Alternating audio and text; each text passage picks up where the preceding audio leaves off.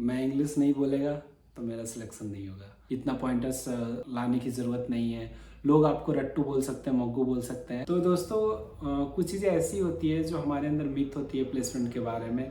हम जानते नहीं हैं कि एक्चुअल में ये ज़्यादा इंपॉर्टेंट है या नहीं, और हम डरते रहते हैं, हम किसी से डिस्कस भी नहीं करते इस बारे में। तो आज मैं उन सारे मिथ आपके तोड़ने वाला हूँ और बताने वाला हूँ कि रियलिटी क्या है। तो सबसे पहला जो मिथ है वो कि बहुत अच्छी इंग्लिश आनी चाहिए। अब कितने लोग ऐसे होंगे जो शायद अपने स्कूल में इंग्लिश मीडियम में ही होगा बट उतना अच्छे से इंग्लिश नहीं बोलना आता होगा। तो इतना इंग्लिश मैटर नहीं करता है, भले कंपनी आपकी यूएस की हो। इंग्लिश इतना ही मैटर करता है कि आप सामने वाले को समझा पाते हो कि नहीं। आपके प्रोजेक्ट के बारे में पूछते हैं तो आप एक्सप्लेन कर पाते हो कि नहीं। आपका ग्रामेटिकल मिस्टेक चेक नहीं किया जाएगा। एक्चुअली आपको मार्केटिंग के लिए नहीं हायर करना है, आपको टेक्निकल जॉब के लिए हायर करना है।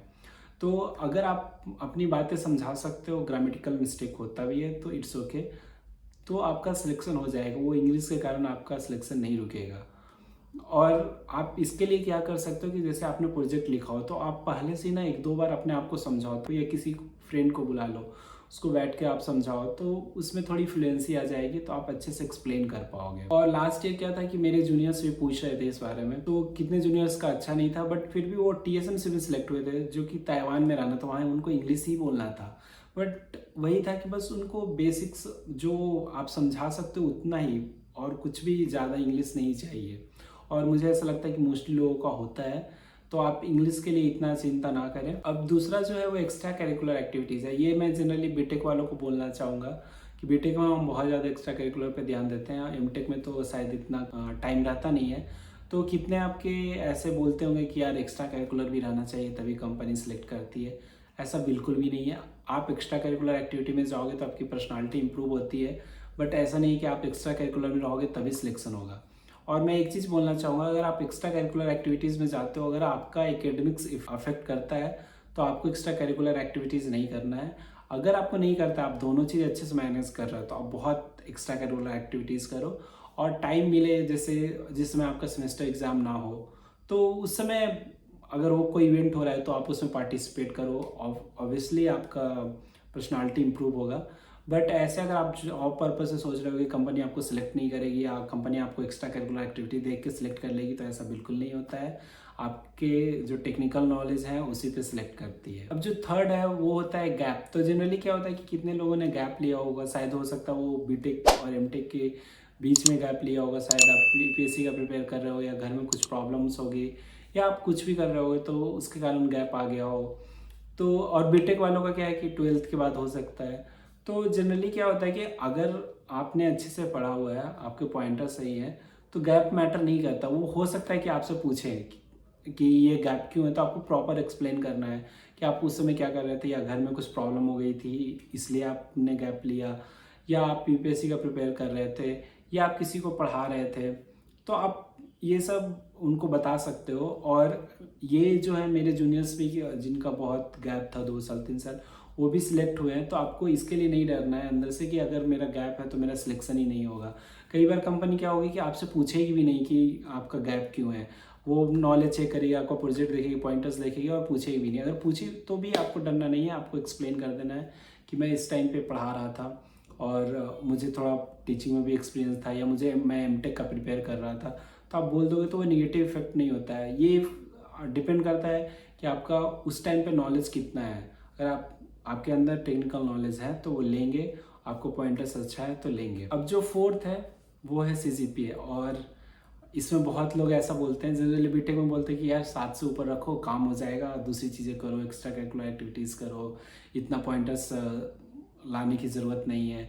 लोग आपको रट्टू बोल सकते हैं, मोग्गू बोल सकते हैं, बट आपको बिल्कुल नहीं सुनना है। पॉइंटर्स इंपॉर्टेंस रखता है। और पॉइंटर्स क्या है कि हमारे हाथ में है। मतलब इंटरव्यू हो सकता है कि ख़राब चला जाए, कभी ऐसा पूछ ले या कुछ ऐसा पूछ ले, बट पॉइंटर्स तो एक बार आपने सिक्योर कर लिया तो वो पॉइंटर्स है।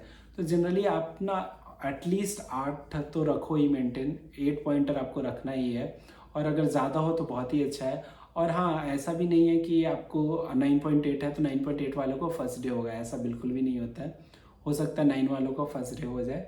बट मैं ये बोलना चाहूँगा कि आपको पॉइंटर्स पे ध्यान देना है। अगर आप 8 से तो ऊपर रखना ही है, चाहे किसी भी तरीके से आप रट के कुछ भी करके करो, लोग कमेंट करे करने दो। और पॉइंटर्स के लिए क्या है, बहुत ही सिंपल होता है। मतलब मुझे तो ऐसा ये लॉजिक ज़्यादा अच्छा लगता है कि आप एग्ज़ाम के पहले जा रहे हो तो पहले एक बार जो भी जिस टाइप का वो क्वेश्चन लग रहा है कि इस तरह से आ सकते हैं, या जो जो आपने किया है पढ़ा है, तो आप एक बार लिख के देख लो। वहाँ से अब अगर आप एक बार लिख के देख लेते हो तो वहाँ पे फ्लो अच्छा होता है, तो आपको मार्क्स अच्छा मिलने की उम्मीद है।